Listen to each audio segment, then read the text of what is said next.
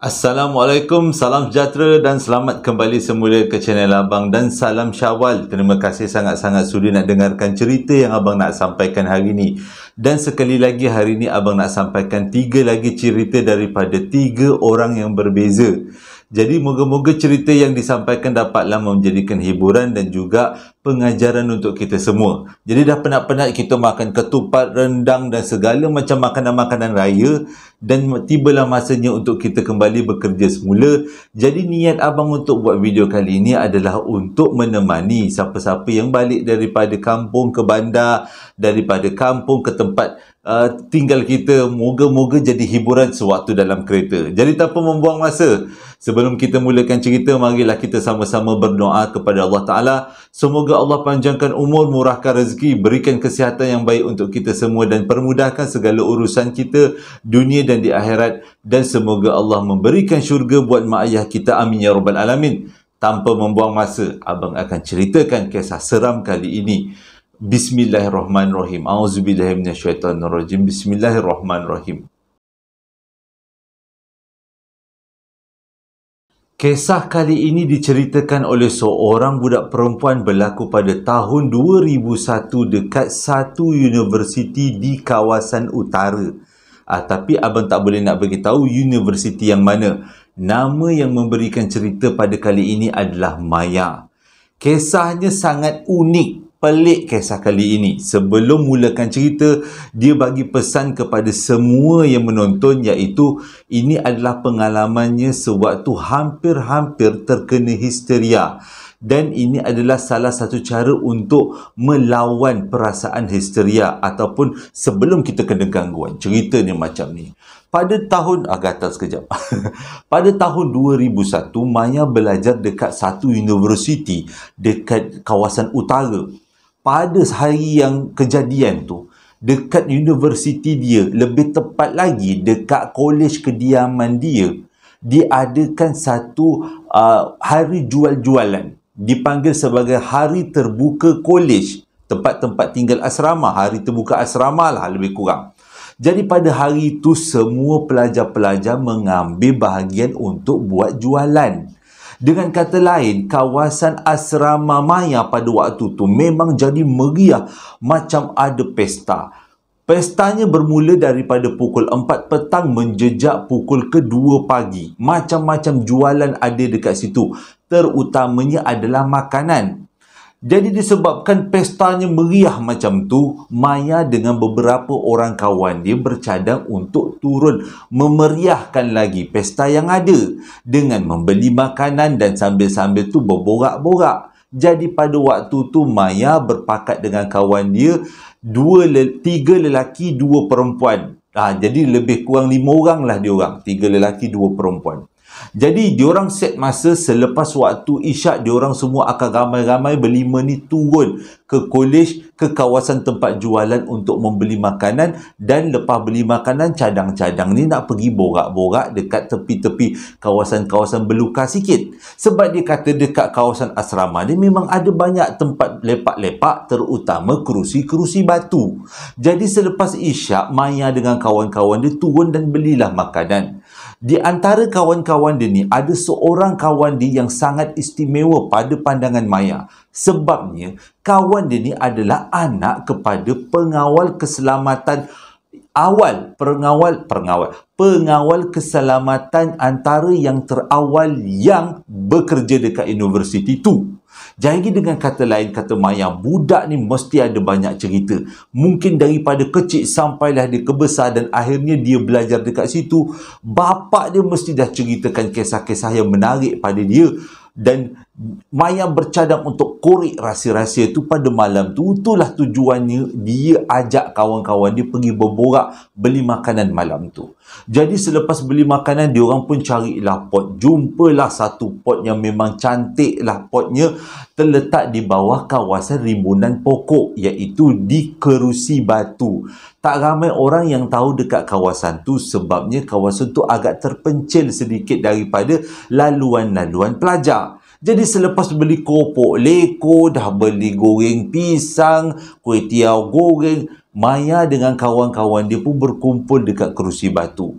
Sampainya dekat situ, Maya tak lambat-lambat terus tanya dengan kawan dia. Contohnya kawan dia namanya Ali lah.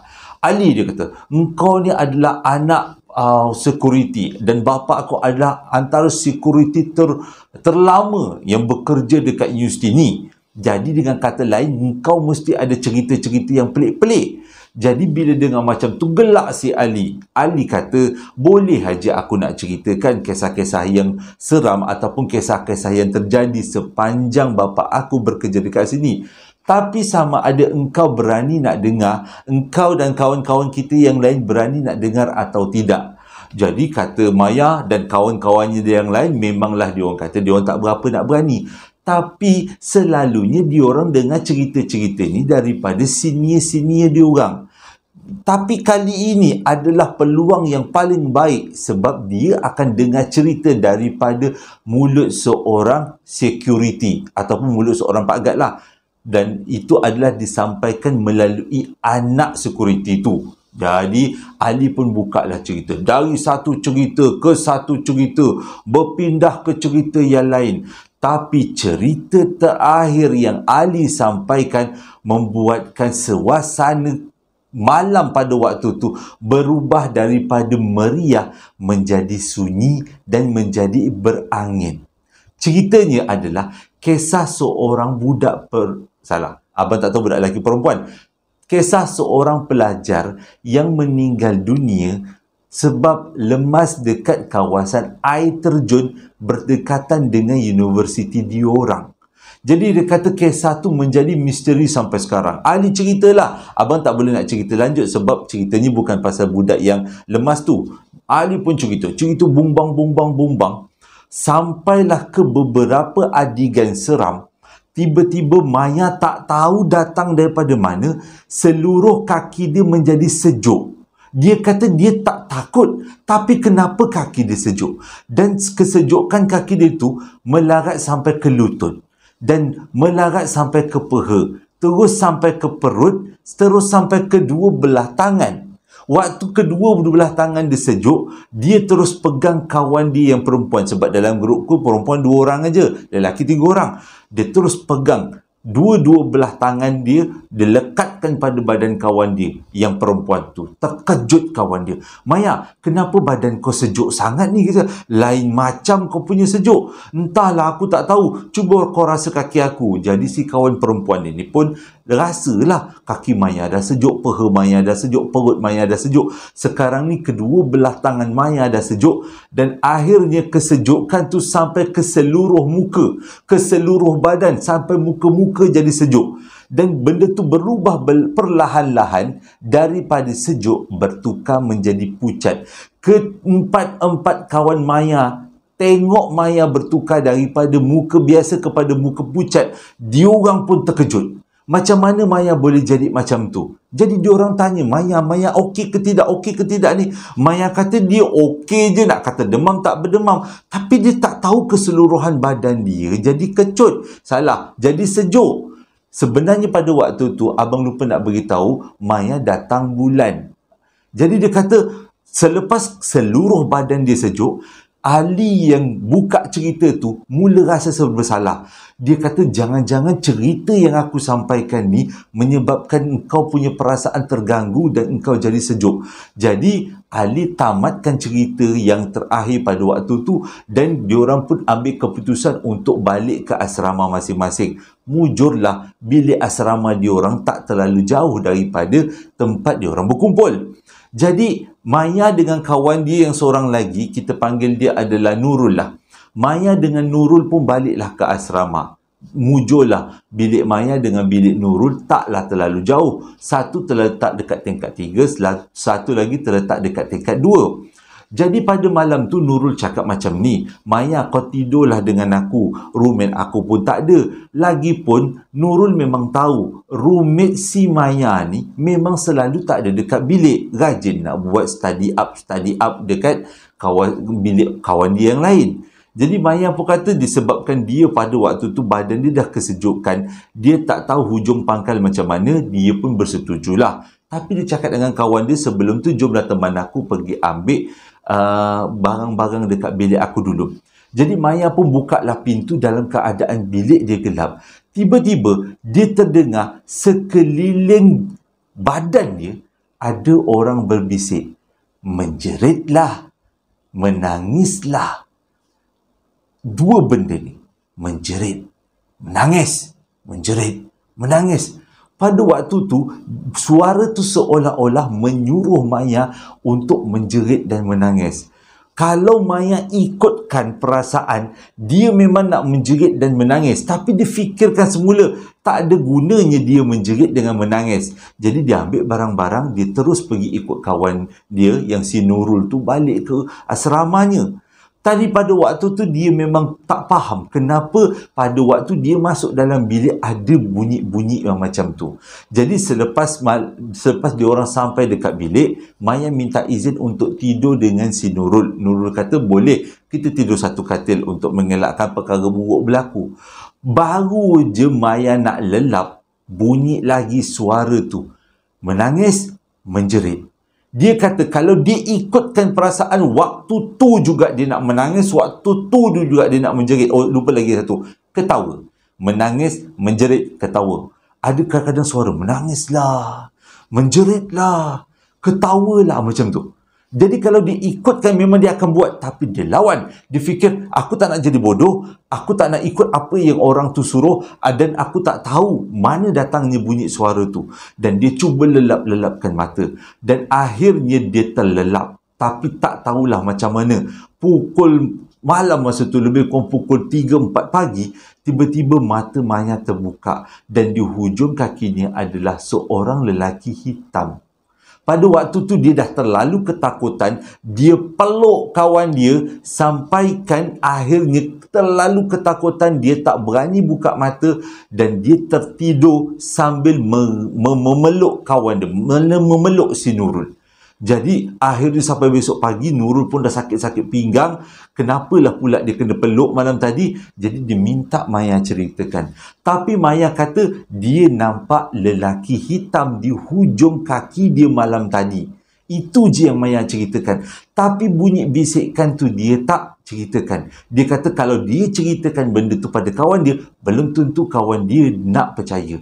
Dan sejak daripada tu, dia selalu dengar waktu siang 3 perkataan ni. Jerit, menangis, ketawa. Disuruh, macam diarahkan. Tapi Maya melawan benda tu walaupun dia berada dekat dalam kelas. Hampir-hampir waktu dia belajar, dia dah nak tergelak. Dia dah mula tersenyum-senyum. Dia kata dia nak tergelak. Dia kata perasaan dia, kalau dia dapat gelak kuat-kuat ni, dia punya lega. Tapi dia tahu itu adalah mainan makhluk alam sebelah. Bila malam pula, dia akan ditemani dengan seorang lelaki yang berdiri dekat hujung katil. Jadi dalam hati dia, yang budak lemas ni lelaki ke perempuan? Lelaki perempuan? Jangan-jangan sebab selepas kawan dia cerita, selepas ahli cerita, dia kena. Jadi dia kata sepanjang beberapa hari ni dia kena alami benda yang sama. Siang 3 perkataan dia disuruh buat dan malam orang menemani dia di hujung katil. Dan benda tu tiap-tiap malam dia terpaksa hadapi sampaikan dia rasa stres. Dan selepas dia stres barulah dia cerita pada kawan dia. Dan cerita ni mendapat perhatian kawan-kawan dia yang rapat dan akhirnya diorang tolong Maya untuk sama-sama membacakan ayat suci Al-Quran supaya Maya tenang waktu tidur. Waktu tu diorang kata bila Maya berada dalam situasi dia dibisikkan dengan benda-benda pelik, muka dia akan berubah jadi putih. Putih, dia kata pucat macam tak ada darah. Dan bila malam, kawan-kawan dia yang lain teman Maya. Sebabnya, diorang nampak setiap kali Maya nak tidur, muka Maya pucat dan Maya dalam keadaan ketakutan. Maya ingatkan benda ini berlarutan selama hidup dia. Alhamdulillah, hanya berhenti selepas dia habis datang bulan. Habis je dia datang bulan, benda tu hilang. Dia pun tak tahu macam mana benda tu hilang, kenapa benda tu muncul. Tapi inilah dia kata resepinya kalau orang nak kena histeria. Jangan ikuti apa yang disuruh. Cerita yang kedua disampaikan oleh Ujang berlaku dekat Pahang tahun 2016. Kisah ni juga berkenaan dengan orang kena histeria. Tapi bagaimana permulaan orang kena histeria? Mengikut cerita Ujang, dekat kawasan Pahang ada satu kawasan pantai, dia kata. Dekat pantai tu ada satu restoran. Malam dia buka sebagai restoran. Siap ada karaoke lagi. Kalau siang pula dia akan buat beroperasinya benda lain lah, dia kata. Dan tempat makan ni memang sangat famous dekat pantai tu. Dan ia menjadi lokasi untuk Ujang melepak-lepak mengambil angin, terutama dalam malam-malam minggu. Pada satu hari, nak jadi cerita lah, dia kata, pada satu malam memang dia dengan beberapa orang kawan dia bercadang untuk lepak-lepak dekat kawasan tu. Ramai-ramailah diorang naik motor sampailah dekat tepi pantai. Sampai dekat situ diorang cadang nak pergi melepak dekat kedai makan yang dimaksudkan. Tapi kedai makan tu rupanya dah penuh orang. Jadi disebabkan tu dia terpaksa dah cari kawasan meja-meja yang kosong. Kawasan meja yang kosong adalah berdekatan dengan pentas tempat berlakunya acara-acara. Karaoke punya acara. Dan dekat kawasan pentas tu ada seorang budak perempuan yang tukang jaga. Dekat situ memang ada set karaoke. Dia kata, jadi budak perempuan tu jaga set karaoke. Bagi sesiapa-siapa yang nak menyanyi, diorang akan pergi berjumpa dengan budak perempuan tu. Budak perempuan tu pun tekan butang sana, setting-setting, dan orang boleh menyanyilah. Itulah caranya diorang nak menyanyi karaoke dekat kawasan pantai tu. Nak jadi cerita, pada malam kejadian, waktu diorang semua kawan-kawan dia, Ujang dengan kawan-kawan dia tengah melepak dekat kawasan pantai tu, tiba-tiba salah seorang kawan dia cakap apa? Aku rasa macam malam ni tergerak sesuatu benda buruk yang berlaku. Tak tahulah apa, tapi perasaannya macam bercampur baur. Jadi waktu tu Ujang kata anggap macam apa yang kawan dia cakap tu main-main je lah. Bukannya betul. Kawan dia pun bukannya orang alim, orang apa yang boleh nampak masa depan ataupun yang boleh merasai sesuatu yang akan terjadi. Jadi diorang pun masuk telinga kiri, keluar, abang nak cakap keluarkan hidung, keluar telinga kanan. Jadi dia kata dia buat tak tahu. Tengah-tengah dia minum, lebih kurang pukul 2 pagi. Tiba-tiba angin yang sepatutnya bertiup kencang tepi pantai, tiba-tiba anginnya hilang. Dia pun tak tahu macam mana nak jelaskan. Sampaikan meja-meja yang sebelah ada dekat kawasan tu mula mengadu-ngadu panas. Pada waktu tu dalam keadaan boring sambil minum-minum air dan makan kentang goreng, Ujang pun memandang-mandanglah keadaan sekeliling. Tiba-tiba dia nampak sesuatu peristiwa yang pelik dan susah nak dijelaskan. Dekat pentas kawasan karaoke, ada 2 bendera bendera Malaysia yang dipasangkan menjurai ke bawah. Maksudnya memanjang ke bawah lah. Ada 2 bendera. Tiba-tiba, tengah dia pandang duk leka-leka tengok bendera tu terbang. Tapi cara bendera tu terbang pelik. Macam ni. Bendera tu, bayangkan ni bendera yang ditunjuk kat abang. Bendera tu bukannya terbang kalau cuma berkibar-kibar gitu kan. Tak, ni benderanya tu. Dan benda tu macam ada yang tarik. Dia tengok je bendera tu. Apa hal pula bendera tu macam tu? Benda tu terjadi dekat bendera yang dekat dengan budak perempuan yang jaga kawasan karaoke. Tapi budak perempuan tu tak perasan. Jadi dia tengok bendera tu, apa hal bendera tu naik turun, cara tu pelik. Macam orang tarik lepas. Dia tanya kawan dia, weh kau tengok bendera tu. Air macam pula kenapa dia terbang tak ikut rentak angin. Jadi kawan-kawan dia pun tengok. Ya Allah, dia kata, betul. Macam pelik je bendera ni. Bendera tu macam menegak turun. Jadi dia kata, jangan-jangan ada benda yang tak kena nak berlaku kot. Jadi diorang fikir pada waktu tu adalah tsunami. Yang diorang terfikir pada waktu tu, tsunami kot. Jadi diorang pun relax lah. Kata takkanlah kawasan sini tsunami. Kalau tsunami kita dah diberi amaran awal-awal. Jadi diorang pun bertiga tengoklah bendera tu. Tanpa diorang fikir sebenarnya bendera tu yang pelik seperti ada benda lain kan. Diingat angin. Biarlah dia kata pelik gelak tengok bendera tu. Habis je bendera tu terbang Kali terakhir dengan ke atas. Macam tu. Naik atas, dia macam menjulang ke atas. Lepas tu bendera itu jatuh. Waktu tu diorang semua macam, oh, hebat lah bendera ni. Habis je benda tu jatuh, selang 2-3 saat, budak yang jaga karaoke tu, tiba-tiba dia bangun, macam dia kena rasuk, dan dia berjalan macam robot. Dia pergi ke kawasan bilik air. Dan tiba-tiba dekat bilik air, dengar perempuan menjerit sekuat-kuatnya sampaikan semua penonton, tetamu-tetamu yang hadir dekat kedai makan tu terkejut senyap. Termasuk diorang bertiga, Ujang dengan kawan-kawan dia. Jadi semua dalam keadaan ketakutan. Dia kata memang dia tak pernah terjadi benda-benda tu di kawasan luar. Selalunya terjadi dalam kawasan rumah. Masih lagilah boleh kontrol. Ini terjadi di luar kawasan rumah, bukan dalam kawasan rumah. Jadi diorang pun minta lah pekerja-pekerja tu, bang tengok bang, budak pun ada histeria dekat dalam bilik air. Ramailah pekerja-pekerja yang bertugas dekat kedai makan pada waktu tu serbu dalam bilik air. Dan waktu orang tu serbu, makin kuat budak tu meronta. Jadi di pas budak tu meronta, diorang dengar daripada luar. Semua yang hadir tu dengar. Yang pelanggan-pelanggan tu sampaikan budak tu yang histeria tu berjaya dibawa keluar dan diberikan tawar-menawar oleh ustaz yang pandai. Mujul ada ustaz pada waktu tu, dan akhirnya dia lega.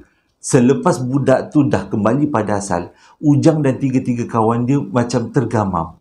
Adakah kaitan di antara bendera dengan budak yang histeria? Jadi diorang pun berpakat, jawapannya adalah bendera tu tak terbang. Bendera tu ditarik sesuatu. Mungkin dia dah boring menarik-narik benda, jadi dia tuk masuk dekat dalam badan budak perempuan tu. Tu yang budak perempuan tu kena histeria. Tapi kejadian bendera tiba-tiba bergerak dalam keadaan tak wajar menjadi kenangan sampai sekarang. Kisah yang ketiga juga berlaku pada tahun 2016, juga dekat Pahang, disampaikan oleh Pak An.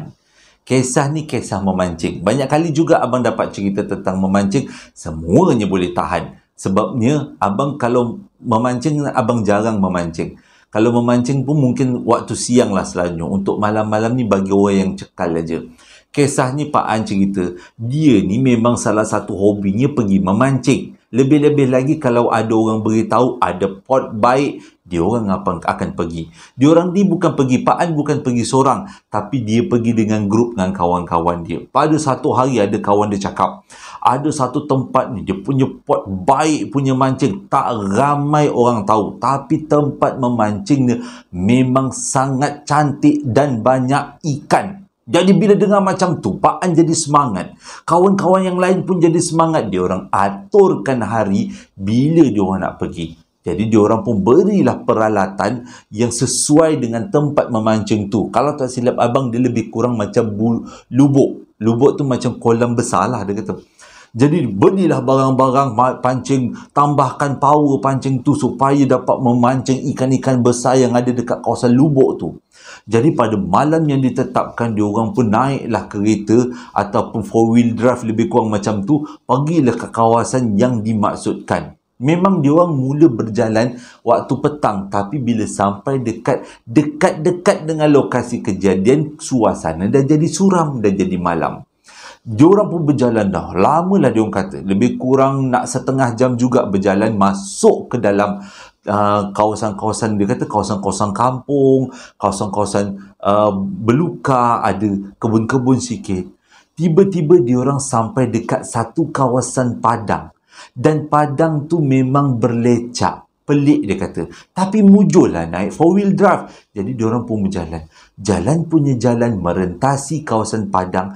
Tiba-tiba si pemandu memberekkan kereta dan menaikkan lampu. Korang nak tahu, diorang semua nampak satu sosok warna hitam. Satu sosok itu Indonesia punya cakap kan. Kalau bahasa Melayu kita, satu tubuh berwarna hitam tinggi di tengah-tengah padang. Bila diorang nyalakan lampu spotlight yang ada pada kereta diorang tu menghala ke lembaga hitam tu, memang keadaannya tak nampak langsung macam manusia. Betul-betul hitam. Hitam berkilat yang serap cahayanya hitam habislah ni. Jadi diorang ni tergamam. Sama ada nak teruskan ke tidak atau nak patah balik. Tapi salah seorang daripada yang ada dalam tu kata Pak An faham tentang makhluk alam sebelah dan diorang diminta untuk membaca doa Nabi Sulaiman. Jadi selepas membaca doa Nabi Sulaiman, lembaga tu hilang. Diorang teruskan perjalanan. Sampailah ke lubuk tempat yang dikatakan menjadi pot diorang mancing malam tu. Alhamdulillah gangguan pertama dah lepas. Jadi diorang pun keluarlah peralatan memancing, diorang pun startlah pancing. Pancing punya pancing. Tiba-tiba diorang terdengar suatu suara, iaitu suara gigi berlaga. Tak tahu mana datang puncanya, tapi itulah yang diorang dengar. Mula-mula bunyi gigi belaga tu jauh sayup je. Tapi semakin dekat bunyi tu, semakin menyebabkan diorang semua rasa ngeri. Bunyi tu akhirnya berada betul-betul mengelilingi diorang sewaktu memancing. Dan Pak An dan kawan-kawan dia mula berpandangan satu sama lain, sama ada nak cabut ataupun nak terus tinggal kat situ pancing ikan lagi. Tapi selepas diorang berpakat-pakat, akhirnya diorang pun buat keputusan nak balik. Memang menjadi petua orang tua. Kalau dah bunyi-bunyi pelik, dah 2 kali kena ganggu, tak payahlah kita tinggal dekat situ, kita baliklah. Jadi diorang pun bungkus-bungkus. Kata Pak An, waktu diorang bungkus-bungkus untuk balik tu, bunyi gigi belaga tu kuat mengelilingi diorang. Dahlah diorang ni dikelilingi dalam semak, dikelilingi dengan rumput-rumput tinggi. Dan bunyi gigi belaga tu ada di dalam rumput-rumput yang tinggi tu, di celah-celah rumput. Tapi diorang tak nak tengok, diorang tak nak tenung supaya mengelakkan daripada benda-benda pelik terjadi. Lepas habis bungkus, diorang pun balik rumah masing-masing, termasuk Pak An. Pak An pula dia kata pada waktu tu bujang balik rumah mak ayah, dia tak sempat nak mandi, dia dah ketakutan. Dia kata dah tak ketakutan, dia pun salin-salin baju dia, cuci-cuci muka, Fair and Lovely dulu. Tak adalah Fair and Lovely, maksudnya cuci-cuci muka dulu dan cuci-cuci kaki. Dia tak mandi, dia terus salin baju, masuk dalam selimut, terkebil-kebil di dalam selimut. Ambil masa juga lebih kurang 10 minit lah, akhirnya si Pak An tidur. Tengah-tengah dia tidur, dia kata badan dah penat. Bila kita tidur memang tidur ni lena. Tengah-tengah lena, tiba-tiba dia dengar bunyi yang macam dia pernah dengar. Dan dia buka mata, tiba-tiba dan dia terdengar bunyi gigi belaga. Sama macam bunyi gigi belaga sewaktu dia dengar memancing tadi. Waktu tu Pak An kata dia selubung seluruh badan dia sampaikan bunyi gigi belaga tu hilang.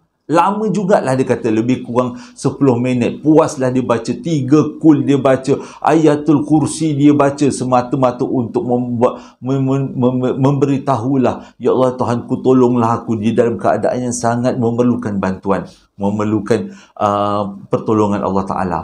Habis saja dia baca Ayatul Kursi berulang-ulang kali, 3 kali macam tu, dan bunyi gigi belaga tu hilang. Waktu tu lega. Dia kata sangat lega dan dia tarik selimutnya perlahan-lahan. Dan tiba-tiba dia nampak dekat hujung kaki dia lelaki lembaga hitam yang dia nampak pada waktu merentasi padang masa diorang mula-mula nak sampai. Waktu tu kata Pak An, dia dah terlalu ketakutan. Dia selubung seluruh badan dia sampai dia sebut Allahu Akbar, Allahu Akbar, Allahu Akbar banyak kali. Dan Allah memberi pertolongan, dia tertidur sewaktu dia sebut Allahu Akbar. Dan bila dia bangun, dah pun azan subuh, dah tak ada lagi gangguan-gangguan tu. Dan bila besoknya, dah tak ada juga lagi gangguan. Dengan kata lain, benda-benda tu singgah sebentar. Mungkin kita termasuk dekat dalam kawasan dia, jadi dia bagi amaran supaya pergi daripada situ. Jangan ganggu dia orang lagi. Mungkin.